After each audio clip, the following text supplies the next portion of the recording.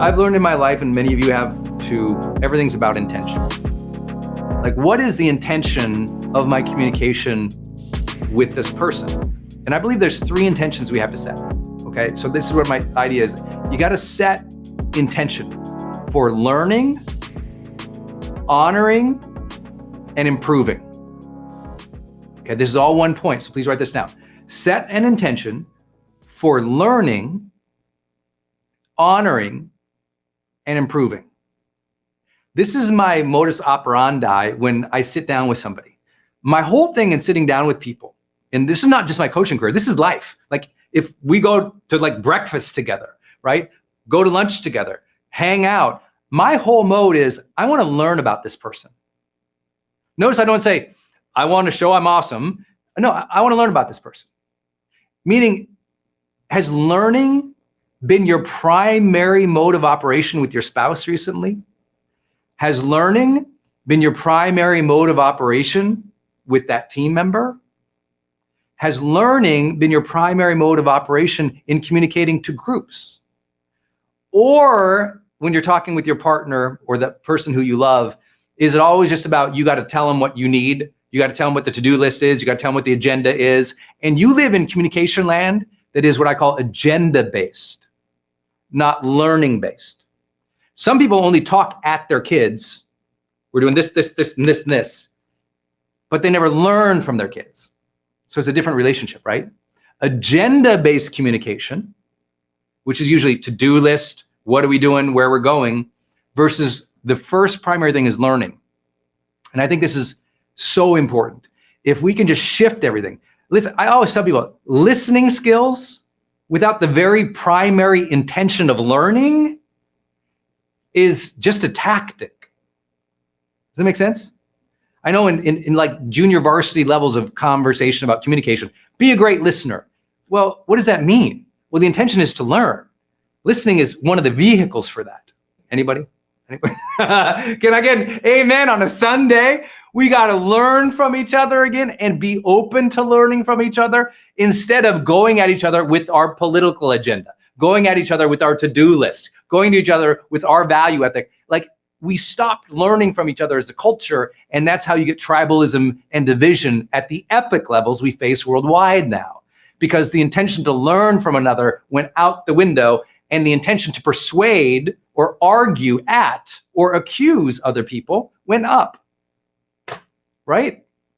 So let's remember, setting the intention for learning. Think about this. If your umbrella intention is to have ambition, I want great relationships and I want to learn from others, that frames every method, every tactic, and every principle underneath. Okay, learning, here's the other one, honoring. I love this one. Very few people talk about this, so I think it's important. In a relationship, in your communication style should be honoring of other people. What does that mean? Honoring means you hear what they say, you reflect it back, you honor that. That's a great idea. Thank you for sharing. I appreciate you. I really value that you shared that. I respect that you're participating right now. I'm thankful that we're having this conversation.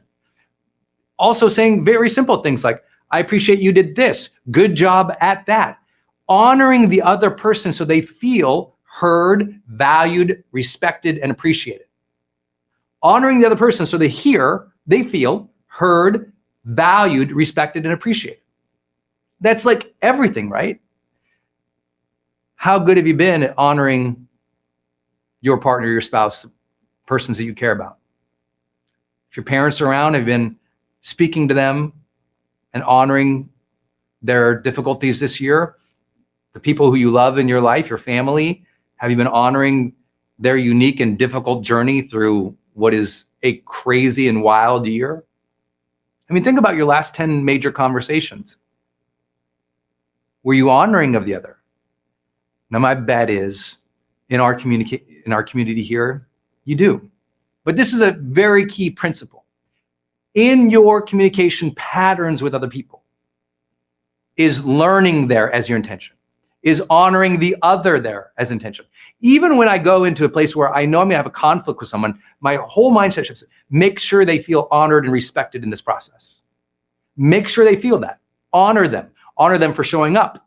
Honor them for trying. Honor them for a good job when they do a good job. Honor them for sharing their voice. Honor them for participating. Honor them for giving you the time of day. Really. Like, if we can remember the value of each relationship, everything can change. All right. So our intention is for learning, honoring, and the last thing is improving. You want the most advanced communication skill in the history of the world? Try to improve another person's day. Try to improve another person's day. Listen to what they're saying and try to ask questions or give advice when it's sought or share an idea to help them improve their situation, their day, their feeling, their mindset. My mode is whoever is here, I am here to be of service. Whoever's in front of me, I'm going to try to really learn about them, to honor them as a person, and to help them reach whatever goals that they're after, right? You've heard me say that in my mission statement forever. It's like to help people achieve their goals faster. That's just part of the conversation with me. And I think that's given me great skills with other people because it's taught me how to listen for what they want. So this one, I know I'm belaboring this point, but I think this is so important. You've got to set that intention. I'm going to learn here. I'm going to honor this person. I'm going to help this person improve. I'm going to learn here, honor this person, help them improve. Learn here, honor this person, help them improve. That little triangle of goodness is running in my brain all the time. And that helps me, right? I don't always get it right. I'm not a perfect communicator, but I think I get paid at the level I do as a coach. I think I have the depth of relationship with my family and my friends the way that I do because these things are my value ethic. Don't always get it right. Plenty of time, just like you, I can be in a hurry. Plenty of time, just like you, I've got an agenda. Plenty of time, just like anybody else. We don't always understand people, appreciate them, agree with them. That's okay. But when I lead with these things, I want a great relationship with this person. So I'm going to learn, I'm going to honor them, I'm going to serve them. From that perspective, my odds of having great relationships are way high. Today, I want to start with what we promise in GrowthDay and what we talk about in GrowthDay, because we have three big themes that we're always working towards in GrowthDay. It's this framework that I teach that I believe is really the drives that we're all after. This is something that we are going to work on together all year. Everybody wants these three things. We all want aliveness, connection, and meaningful pursuits. And these are things that I promise, after you make your next $10,000 or $100,000, or you have your next child, or you move to that dream place, or you get that perfect job, or you start that new business, no matter how busy you get or how successful you get, these three things never go away. Our sense of aliveness is our sense of being. Our sense of aliveness is that thing that we all want: enthusiasm, zest, pop, joy, emotional vitality, right? Vibrancy, full presence, that sense of aliveness each day where we feel the day, where we bring the joy. These are themes. So here's what I have to ask you. What could you do this month to feel more alive? What could it be this month? Maybe it's you get your family together on Zoom once a week just to feel like a sense of joy if you like your family. If you don't, maybe you go take an adventure. Maybe you do more of your art. Maybe you do that creative endeavor again. You go out in the garage and you build the thing. Maybe you try something new, you challenge yourself. But also, please know, what's the other side of aliveness? Well, deadness. So is there anything that's in your life that you're just like, that shouldn't be in my life? It drains your life. Drains your life. An obligation, a task that you can outsource or help get some assistance with. Is there something that is just draining your energy, your good energy? If it's a person, a place, a thing, what is it? Let's think about it. Okay, the last 30 days, the last 60 days, here in 2021, is there anything that has stolen your sense of aliveness? What is it? And how can you change that thing, alter that thing, outsource that thing, quit that thing? I mean, you want to feel more alive. You got to get rid of things that don't make you feel that way, but not you have to do it in a responsible manner. We got to find what makes us feel alive. Maybe comedy makes you feel alive. Maybe you need to dance more. Maybe it's time you put on some music around the house. Whatever you got to do to feel more alive, that's got to be a focus of this month. Our theme is focus. What should be our focus? How alive we feel, how present we feel, how vibrant and healthy we feel. These are things that you should plan for. These are things that you should plan for. The second thing you see there is connection.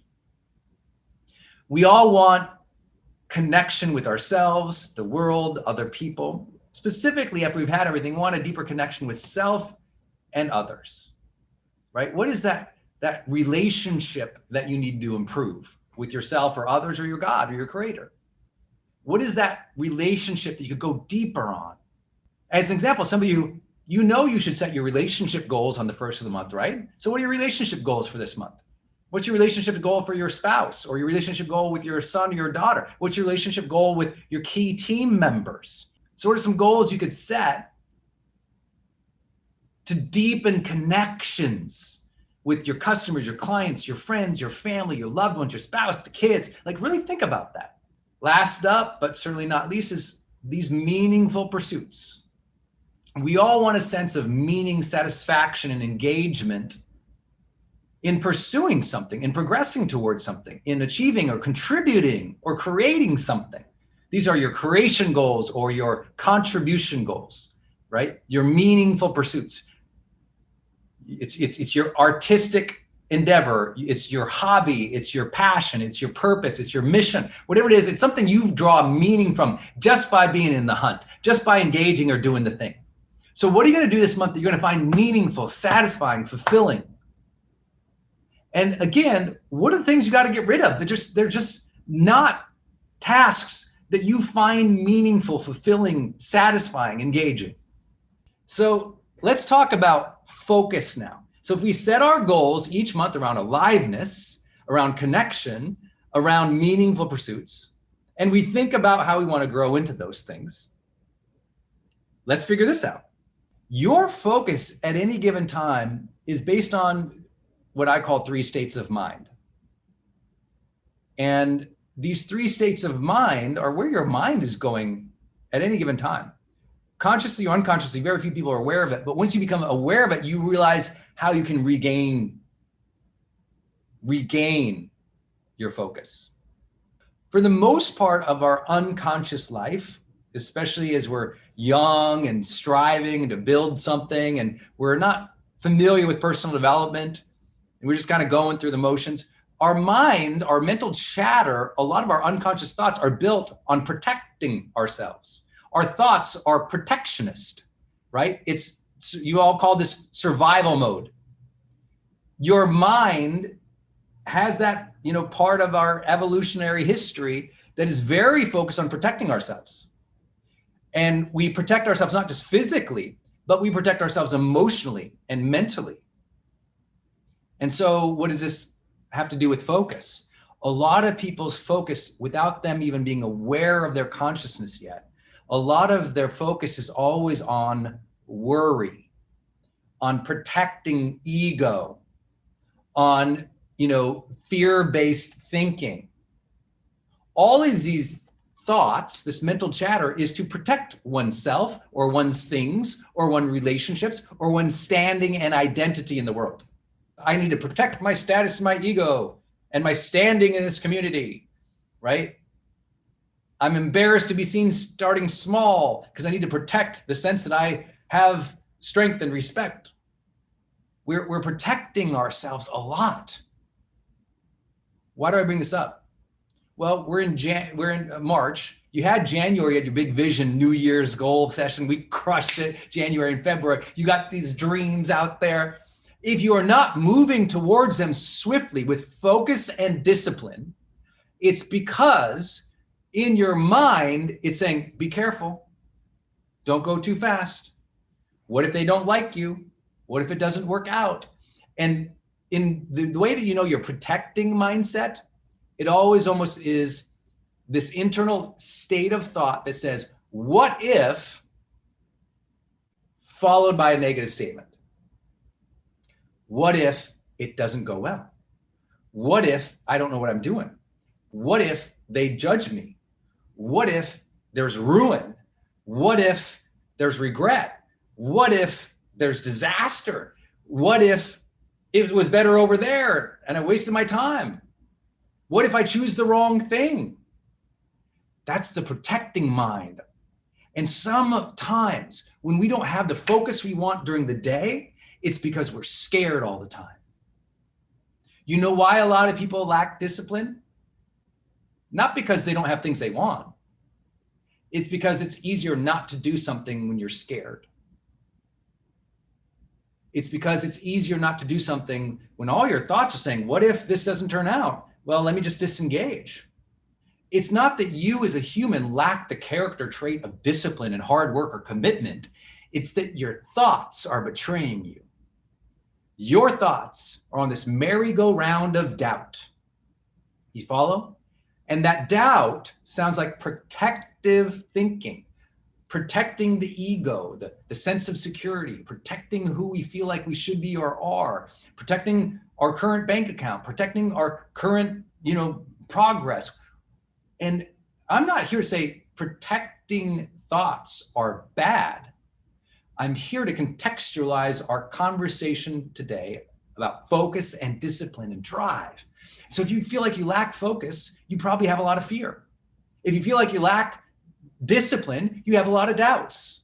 If you feel like you lack drive, you have a lot of discouragement because every time you try something, the brain goes, well, I look stupid, I better quit. This ain't working. What if it gets worse? What if it never turns out? What if, followed by a negative statement, is how our mind can trick us from being focused, disciplined, and driven. Now listen, thank God our mind has that mental chatter of protecting. It's the thing that keeps you out of going down strange places where your intuition is saying, hey, don't go there. It's what helps you protect yourself in times of crises. It activates the part of you that reacts swiftly and carefully to protect your physical being, right? It's survival mode. Sometimes survival mode is needed when you're in real threat. But I can also share with you, I thought my plane was going to crash. And I didn't allow my brain to go into threat. I heard it go there, and I said, let me choose a different thought pattern right now. Let me turn my focus to something useful. If I'm, and you all, I hope this doesn't sound metaphorical because this is real.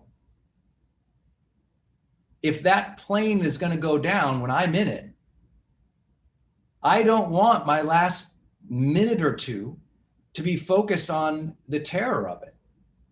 I grab my thoughts back and I start praying and giving appreciation for this incredibly blessed life. I start asking for my family and my friends to know I lived a happy life, for them to continue living a happy and a great life, even if I'm not here. I want to be intentional with that last minute or 2 or 3 minutes. Even though my amygdala is going, holy crap, this plane, the smell, that's still there. But what I'm trying to encourage you is with enough time in personal development, you can override the protectionist things that take away from the experiences that you want in life. We can teach our brain. We can override those things with enough time. I'm not here to say it's easy. I'm here to say it's required for a good life. That's the difference. I don't care if it's easy. I just go crazy when people say, well, Brendon, that sounds hard, or it's easy for you. I'm like, oh, ease is not the goal. Progress is. Ease is not the goal. Consciousness is. I'm not worried about making it easy on you. I'm here to say these are the requirements of a good life. What else? Where else is our brain often? Well, often in our day-to-day, we're actually more in what I call a processing mind, right? A processing mind. What does that mean? Well, a processing mind means it's your thinking mind.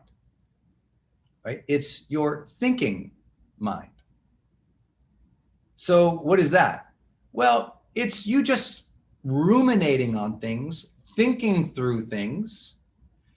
Why did she do that? Why do I feel this way? What's next? What do I need? What am I learning here? Why did that thing happen? It's the questioning, inquisitive, curious mind that's just chugging along. It's just going. And that inquisitive mind is wondering how things are going to turn out, or it's wondering what's next, or it's wondering, but here's something to know. Here's something to know.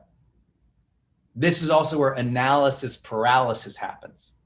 We got any overthinkers out here? Anyone? It's thinking and thinking and thinking and thinking and thinking, studying and studying and studying, but not always taking action. Just like you're stuck in processing all the time. Or some of you, something happened last week and you're still thinking about it. It's gone. It should be let go. It should be forgiven. It shouldn't be on your mental dashboard today. You got missions to serve, people to serve, things to do today, but you're still thinking about something that happened. I was in an emergency plane ride on Tuesday. I'm not feeling it or thinking about it today other than to share a lesson with you. It's not like I woke up today thinking about it. No, instead I said, well, that's not going to be useful. Me processing that a million times and running it over and over in my mind, what is that going to achieve? Okay, it happened. Cool. What's the lesson? Great. Move on. And this is so important. Some of you are still feeling the same anger and emotion about something that happened a decade ago. And it's stealing from your aliveness. It's stealing from your connection with other people. It's stealing from your sense of meaning and joy. And you got to get a hold of that. If you got divorced 10 years ago and you're still processing it, get a therapist. And I mean that with not judgment, with joy, to recommend professionals to you.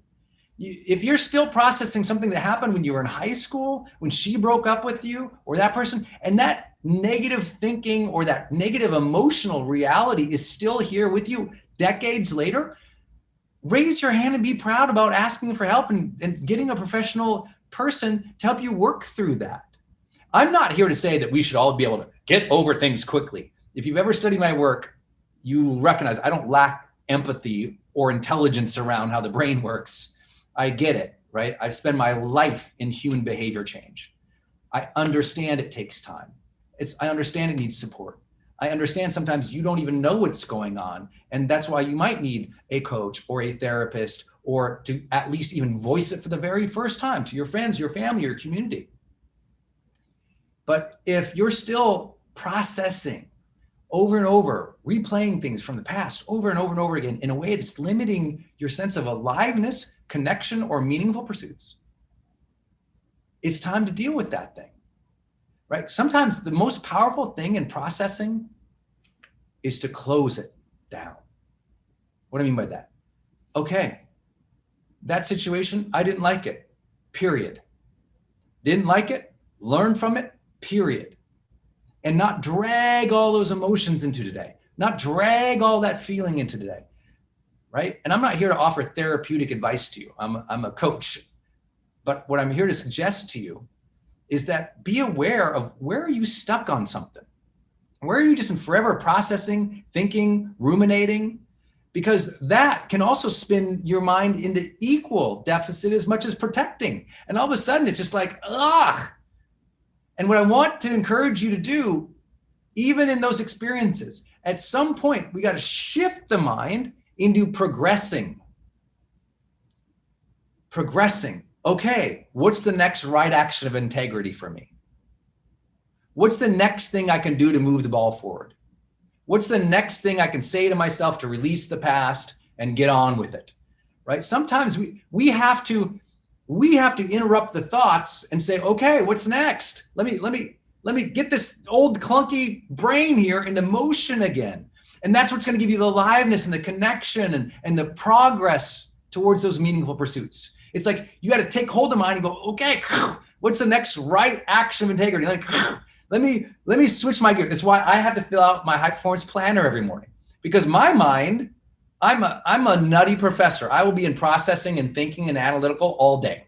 I will. I have to go, Brendon, okay, action, progress, move it forward. Otherwise, you know what? Without progress, the mind goes a little batty. It gets restless. It gets frustrated. Now you get discouraged and sad and upset. But we need a little bit of that progress to sense that momentum, and that momentum gives us more confidence. That confidence gives us more competence. Those senses give us a little more mastery and engagement of the day. But guess what? Some of you, you're in progress mode all the time.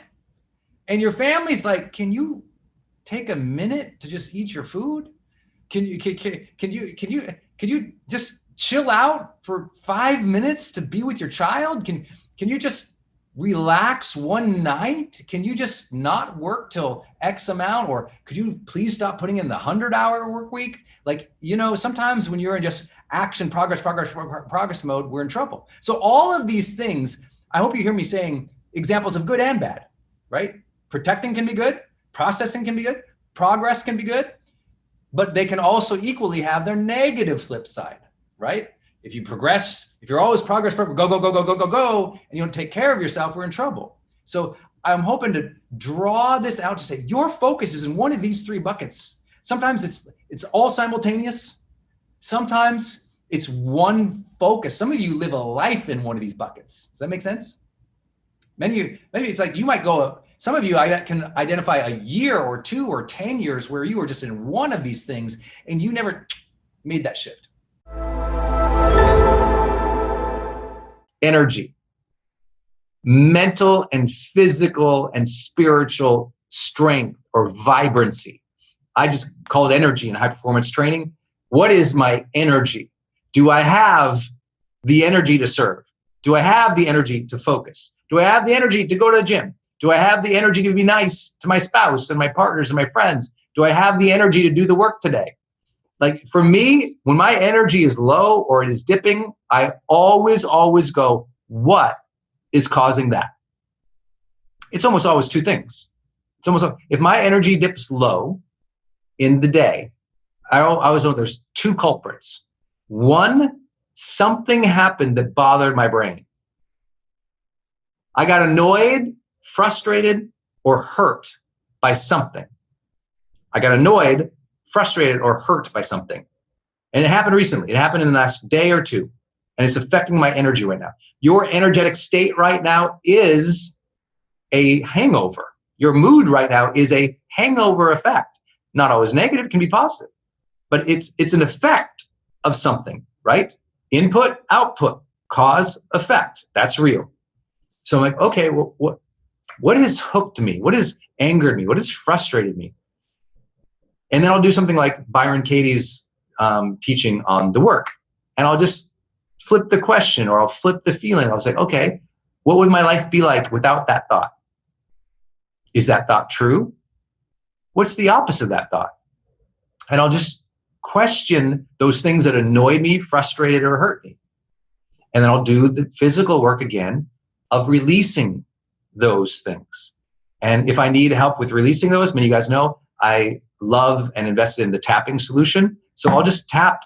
I'll just go into my mind, for those who know tapping, and I'll just do a tapping routine. For those who want to learn tapping, you can learn it in the GrowthDay app. There's a course in there on it already. And so I'll just do something physical to release that tension. But again, I said there's two reasons probably for my low energy. Is one, something mentally or emotionally, it hooked my brain. And it's lowering the quality of energy I feel in life.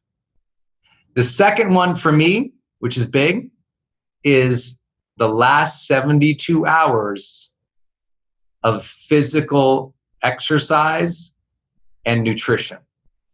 It's like you feel right now what you consumed and how you moved in the last 72 hours. Most people think it's only during the day. No, the food you ate 3 days ago, that's still in your body. The supplement, the nutrition from that, the macros from that, whether you burned it off or not, the energy, the energetic effect culminates 1 day, 2 days, 3 days. And that's why sometimes people, if you've ever done a cleanse or something, you don't feel that much different in the first day or two, but by day 3 or 4, you start like getting like this amazing clarity. Why? That 72-hour cycle of biology that we humans have.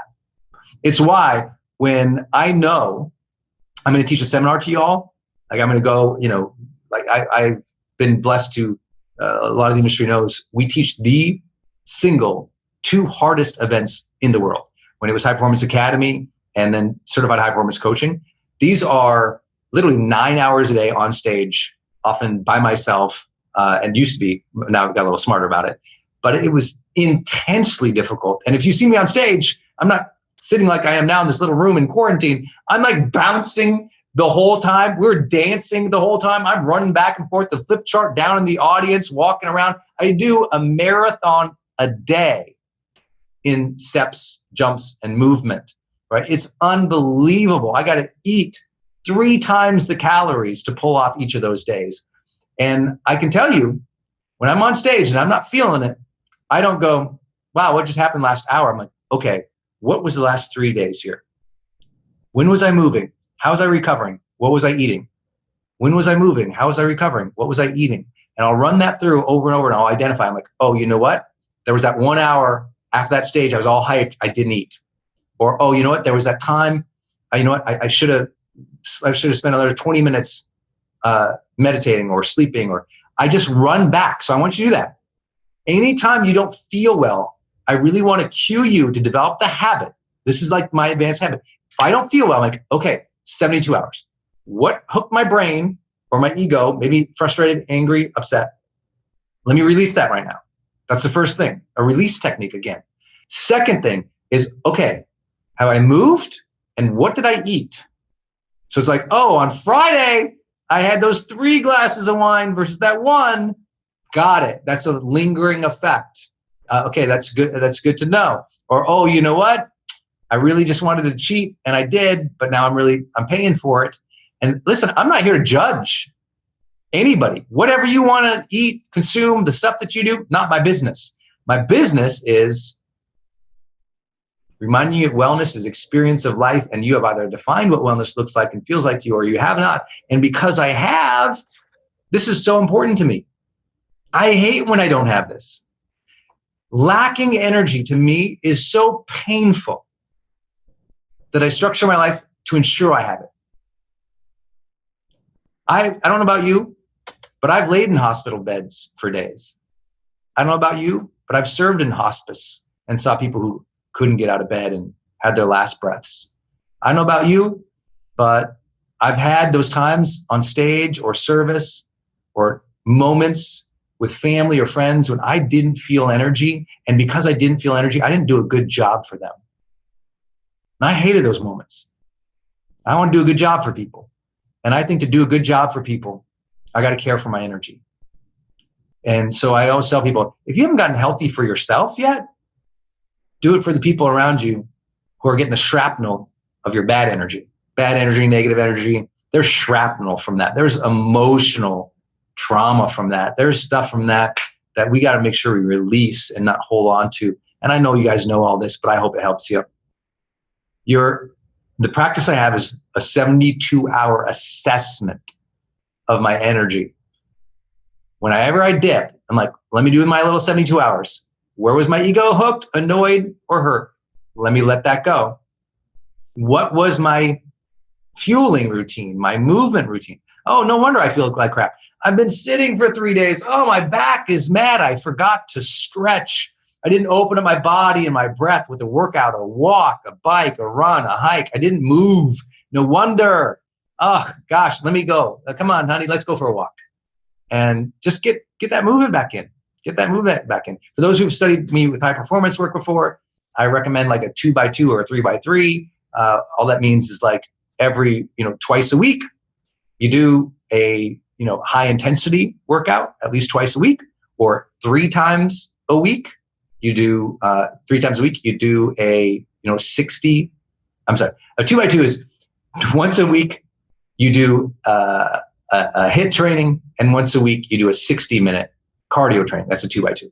A 3x3 is you're just adding more to that. So you're doing a one session HIIT, one session long cardio, one session some other type of movement that you love to do that just opens up your body and gives you flexibility, maybe like a yoga or something. But whatever your routine is, did you move?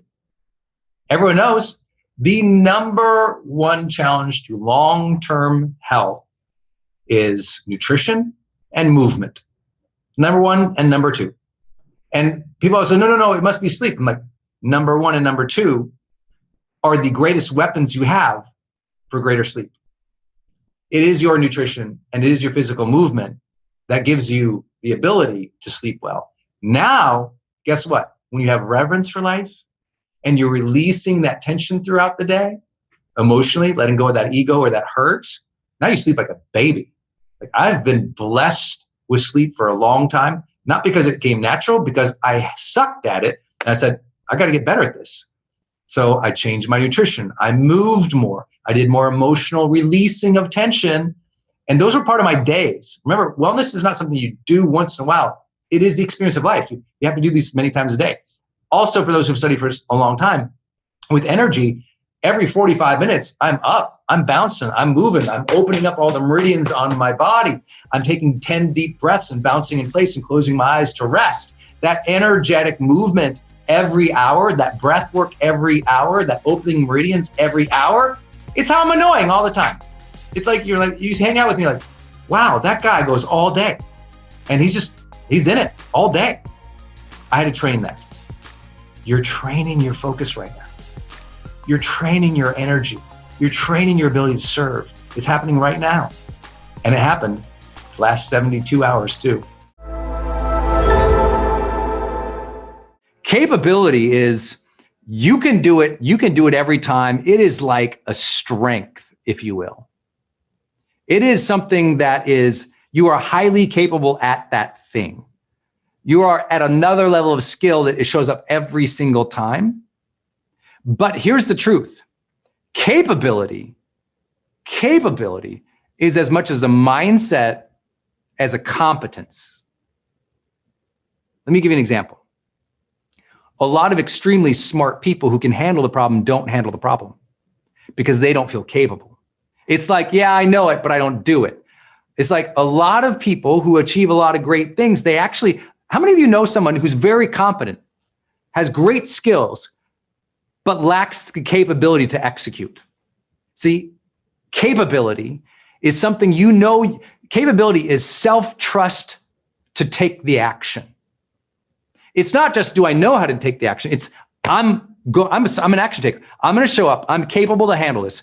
I will do this. I trust in myself to handle this, to execute again and again and again and again and again. That's capability. And I really want you to develop that in your heart and in your soul by checking off the simplest of things each day. If you have a list of 3 to-do lists, if you wrote down your 3 top priorities for the day, do those first. Before you do your social media, before you reply to everyone's DMs, inbox, voice message, text.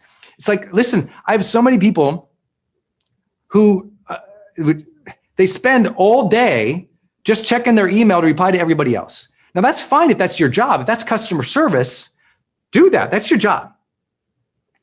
But if you're an entrepreneur, as an example, or you have a whole list of other priorities and you're just checking into other people's agendas all day to meet all their obligations, and you keep missing your key priorities day after day after day after day, your brain doesn't feel like you're capable anymore.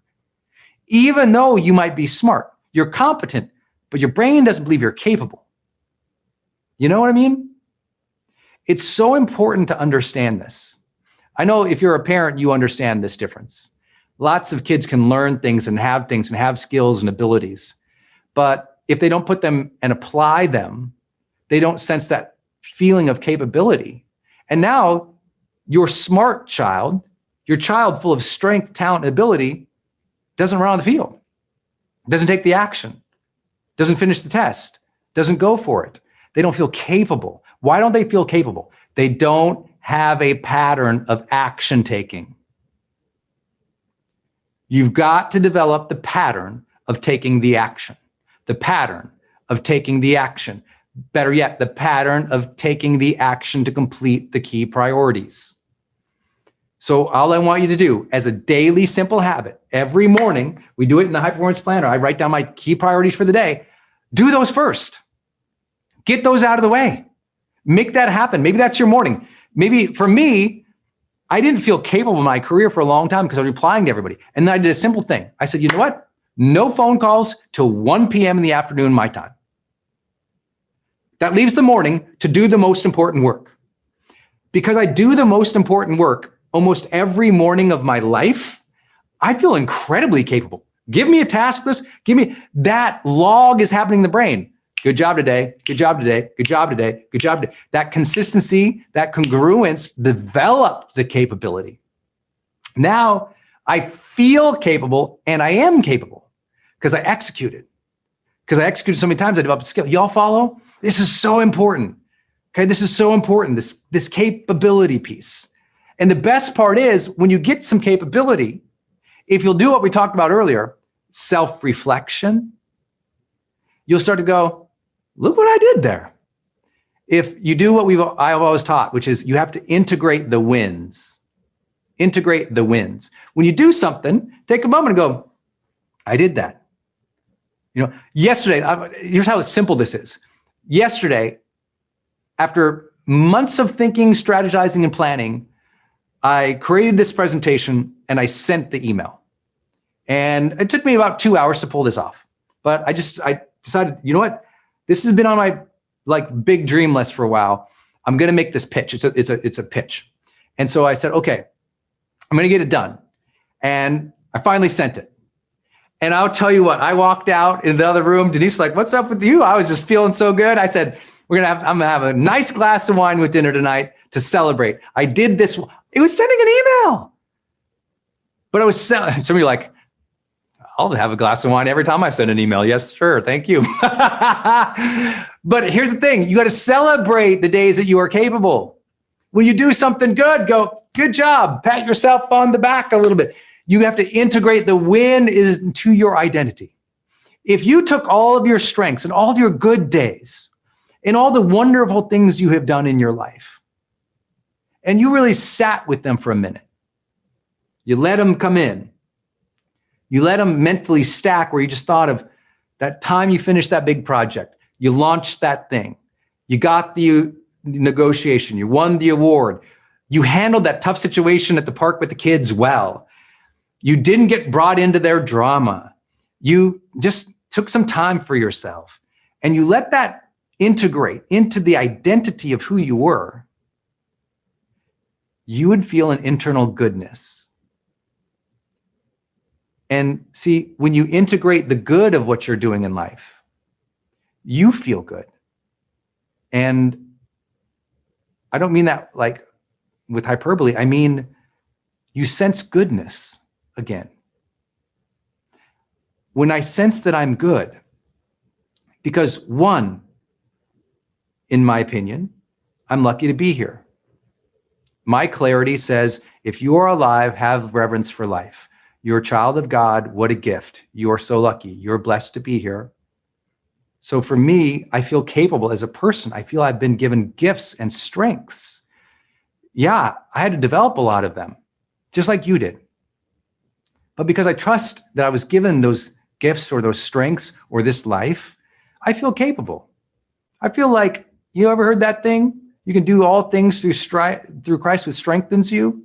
You ever heard about that? It's like, oh, yeah, I'm capable because I got someone watching over me. My dad's up there. My creator's up there. Grandma's up there. I feel good. I feel good. I feel capable because, you know what? I've done some good things. Okay. You let that come in. You let that goodness come in. Some of you haven't let your goodness shine for a while. Your vibrancy, your joy, that sense of soul or spirit or flow or femininity or masculinity, that part of you that's like this. Because why hasn't it gone out like that? Because you haven't brought it in and stored it up. See, all you've done is deplete yourself for other people without those moments of self-reflection about the goodness that you're doing for other people, about the goodness you're doing in the world, about the virtues and the values that you stand for. You haven't let that stuff come in and form into the cement of the foundation of your character. And so you wonder why it doesn't emanate. Why doesn't the goodness come out? Because you haven't sat with the goodness that's already within. Why doesn't the goodness spread out? Because you haven't sat with the goodness that's already there. If you knew half of how good of a human you are, the choices that you've made to be on something like this, to raise your hand for personal development, to want to learn from other people, I celebrate that I raise my hand to learn. When I go to a seminar or I buy a course, I pat myself, I'm like, good job, you're learning, kid, you're not done yet. And I feel good about myself as a learner. I think learners tend to be more confident than people who think they know everything, because people who think they know everything are terrified that their worldview might break. Learners, like, I'll adapt, I'll figure it out, right? That adaptation mentality, that learning mentality gives me confidence. I believe in my ability to figure things out. The secret to my wellness routines is meaningful days and pursuits. Meaningful days and pursuits. Wellness to me cannot exist separate than meaning and fulfillment. I could be super healthy and fit. I can be resilient as heck. I can release all the tension in my body. But if I don't feel like the day or the series of days had some meaning or some magic to them, if I didn't feel fulfilled with the efforts I was putting in, even if that meant taking care of the home, taking care of the family, if that meant doing my art or building my business, if it doesn't feel like it matters, and I don't force myself, please listen, I don't force myself to feel fulfilled, just like I don't force myself to feel grateful, then I start going through the motions. And once I start going through the motions, it all blurs, none of it means anything, and I become unhealthy. My thoughts go into pessimism. My thoughts go into discontent. My thoughts go into discontent and pessimism and negativity, and then blahness and boredom. And so what I have to do, I have to force myself to be fulfilled. I have to literally at the end of every day, I'm like, okay, what can I be happy about today? Okay, I didn't get as far as I want. I still have a huge to-do list for tomorrow and the next 5 years. What did I do today? What one little step I can just have a little bit of celebration, a little fulfillment from? At least you tried, at least you moved the thing forward. Give yourself a little credit today, Brendon. Feel a little fulfilled even though you're behind. I literally say those words to myself. So I'm not preaching to you. That's the practice. Your self-talk about meaning and fulfillment is an advanced practice. At the end of the day, are you noting mentally and physically and mentally and verbally in your mind what you saw that you're fulfilled by and you feel good about? Even if you're still behind, even if it didn't go right, I'll honor myself. You were in motion, Brendon. You tried. You know what? You had those 40 items. You did 2 of them. Those 2, they're really going to matter towards the next couple of years. Okay, you move that ball forward. Okay, not as far as you, because see, your discontent with how far you've come is stealing your sense of meaning and fulfillment. You don't think you've progressed far enough, so you dislike yourself, you question your skills, or you hate yourself. That's mental illness. When we feel that we're never enough, does that sound like wellness? When we feel like we never give ourselves credit, nothing's ever good enough, does that feel good? It feels terrible. A lot of people are literally emotionally, mentally unwell because they just don't stop at the end of the day and go, what did I do? Where am I headed?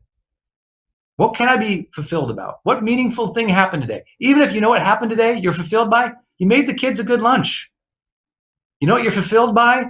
You know, you're making your house a little more like you like it. You know what you're fulfilled by?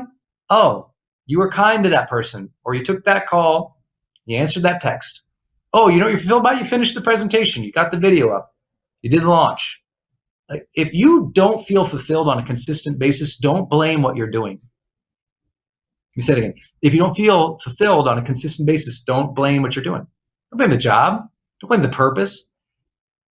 Like, it's that old thing in Taoism and Buddhism. Carry the pail, man. You got to be able to carry the pail, wash the dishes, live a normal life, and feel fulfilled by it. Fulfillment doesn't come with the private jet. I know a lot of people with them. They're unhappy. Fulfillment comes with our self-talk and the acknowledgement of what we are doing and where we are heading.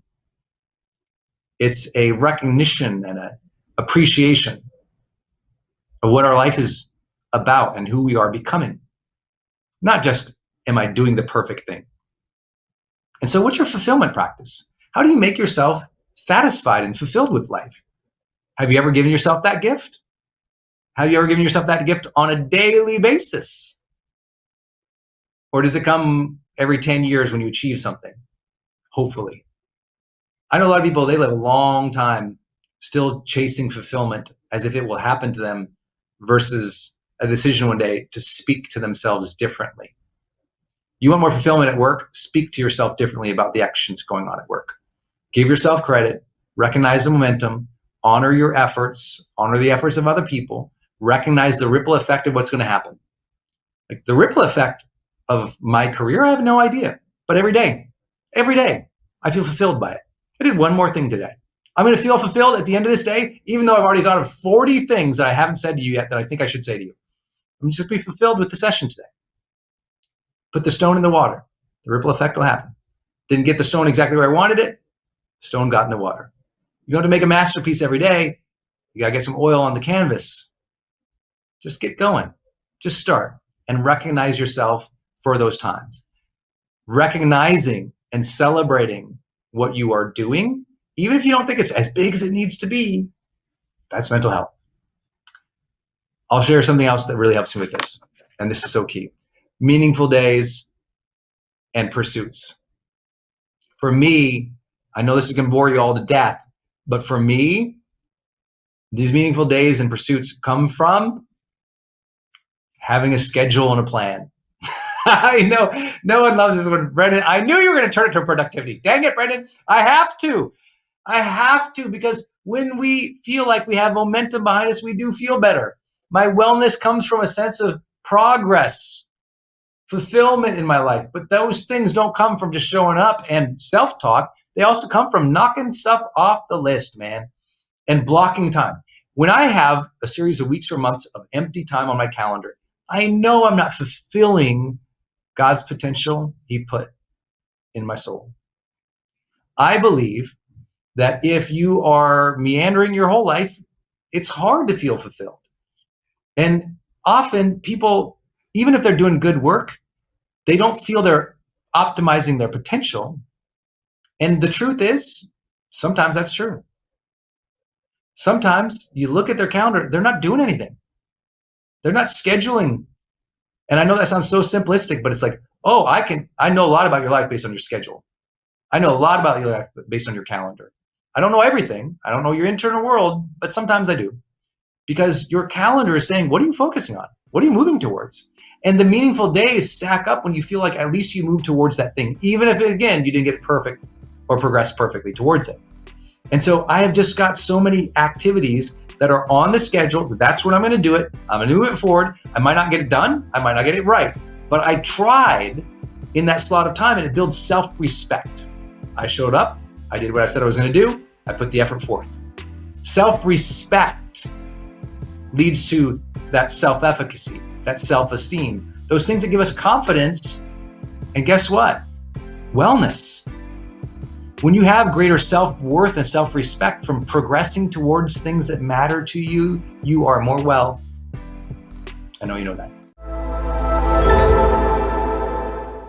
Leadership is all about alignment and autonomy.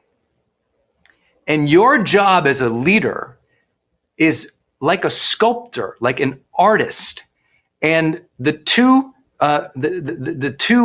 tools that you have as an artist, as a leadership artist, They're both chisels, and you're gonna go shape something. You've got an alignment chisel and you got an autonomy chisel. And you got to use these two to shape your culture, to shape people's behavior, to shape how you direct things. You're an artist. And it takes artistry to understand them too. So let me talk about each one of them. Okay, first one is alignment. Your role or your position or the influence that you're developing with other people, which we'll talk about, is so much about you learning, how do I align people towards that vision decision? How do I align everyone's thoughts, feelings, beliefs, efforts towards something significant? How do I align everyone's thoughts, feelings, efforts towards something significant? You're really playing an alignment game. I hope by now you've read my book, High Performance Habits. I'm so blessed with the success of that book, but also, never worked harder on any research study in my life than High Performance Habits. But one of the things I always hear from readers literally around the world is the love of that one story where I tell about the story of the woman who she discovered as a striver her whole life. She could get things done. She could knock off the to-do lists. She could make it happen. She could set the plans. She could mobilize people. She was a high performer. She was great at what she did. But one day she realized that, achievement wasn't her problem. She kept thinking she had to achieve the next thing to be happy, achieve the next thing, achieve the next thing, achieve the next thing. And then one day she realized actually achievement wasn't her problem. Alignment was her problem. She was getting things done, but it wasn't aligned with the truth of who she was. She was capable, but a lot of her efforts were all over the place and they were aligned or focused. She wanted to live a great quality of life, but her lifestyle and work style weren't in harmony so that she could enjoy or be satisfied by her efforts. And so she was great at achievement, terrible at alignment, so she was miserable. Wow. I literally can still remember her voice when we had that breakthrough as I was coaching her. It was like, click. She got it. Oh, I'm good at achievement, but I suck at alignment. No wonder I'm miserable. Well, guess that comes into your family too. That comes in your personal life. That comes in your work life. That comes in your teams. It's like you might be getting a lot done, but if people don't feel aligned, the culture sucks. You might be getting a lot done, but if you don't feel aligned, you're getting the wrong things done. You might be getting a lot done, but if it's not aligned with your true interests, your true passions, things that draw from you, that twin powers of curiosity and enthusiasm. If it's not aligned with that, you could do it all day long, but now it starts feeling miserable, even if it contributes, even if it makes a difference. Some of you are doing great things that make a difference in the world and you don't care about it anymore. And you're torn up and guilty inside and you feel shame. I have this opportunity to make a difference. I'm not doing it. What's wrong with me? There's nothing wrong with you. It's not an opportunity that's aligned with you. There's nothing wrong with you. You haven't found alignment yet. Either you got to get your mind right to be in that vision decision. You have to summon yourself and like, right, I got to realign here. I got to realign. Let me get in this game. Let me be here. Let me row together. Or you got to get out of the boat because you don't want to be that guy or gal with that oar and you're moving that rudder all over the place, ruining everybody else's alignment and their speed. You've got to take accountability of that, leaders. If you're in the wrong place, you got to remove yourself fast. Ditto, if you're the leader and you got someone who you've said, hey man, put that oar in here at the same time we're all doing it. Go like this. Hey, are you okay back there? Do you need anything back there? Seems like we're not in alignment here. Got to get in alignment here. What do we got to do? Let's have some conversations. Oh, you can't get in alignment? You refuse to get in alignment? Get out the boat. You can't have people who are misaligned on your team. You just can't do it. Now, I know that brings up the other person, but what if that's my husband? What if that's the kids? It's like, okay, great. Then you take that ability for yourself to stay internally aligned with what's important to you, but then you got to come together on what that decision is for them to move forward towards it. That's those things all coming together. Now, I said you have two tools. One is alignment, and the other one is autonomy. Autonomy. I think in the last decade, the word trust got a lot of play, which I love, but I think autonomy is one of the actual tools that sculpts that outcome. Autonomy means you give other people decision-making authority and trust to do stuff. Autonomy means you let the other person be the other person. You let them express themselves fully, be who they really are, choose to align or not. In other words, autonomy means to hold up the autonomy tool, you got to put down the control stick. You got to go, okay, all right, I'm going to hand you some power here to make this decision or do this thing. Or autonomy means I'm just going to let you do your thing and I'm going to be okay with it. As long as you're aligned, be you. I mean, the famous story, and I have my executives always read this book called 11 Rings. And it's the story of Phil Jackson taking the Chicago Bulls to 6 rings and then the LA team to, I think, 5 rings, if I remember right. An absolute, probably the best coach living today. And his story is so extraordinary. And he shares in the book, and as he talks of the famous story of, you had Jordan and Pippen and then some changes, and then you had Dennis Rodman, this wild character, this person who was uncontrollable by other teams, who'd been fined and sanctioned and almost kicked out of the NBA. And no one could get a hold of this guy. And you see that what Phil was a master at was allowing Dennis Rodman to be Dennis Rodman, making sure that he was part of the process, making sure that he understood where everyone was going, what the needs were, where we were aligned, what we were working on, but allowing Dennis to be Dennis, Rodman to do the Rodman thing. And I think it's so important as a coach, as a leader, that you understand autonomy means let their authenticity fly. Let that authenticity be part of it. Don't micromanage it. Don't control it. Don't cut it out of existence. Let people be who they are in your family, on your teams. And demand that of yourself too, right? Demand that of yourself, that you are authentic. Demand of yourself that you are autonomous and not just pushed around doing everything else everybody else says to do. That's personal development 101, guys. We're in Growth Day. We got to talk about that. It's critical. I want you to think about that. Okay, who in your life, you got these 2 tools to shape things. Notice micromanagement is not in those 2 hands. Be very cautious, my friends. That's where people mess it up all the time. You micromanage the kids. What happens? They don't develop the autonomy. What happens? They follow the wrong crowd. You got to be careful. It happens in every area of our relationships. You micromanage that spouse. It has to go here. This has to be this way. At some point, they're like, geez, I feel like I'm in a prison here. This is crazy. Why does everything have to be an exact way all the time? It's like, let me be a person. Let me do my thing. You got to be careful. You got to be aware. You got to give them autonomy. You got to keep people aligned. It's one of my favorite topics in leadership. I hope this supports you all. This can be your day for personal growth. This can be that day you committed to and you remember and you go, that was the day I got myself a community. I got better coaches. I committed to making my life the absolute best that I could. This is that day. Make today your growth day. Click the button on this page and sign up right now.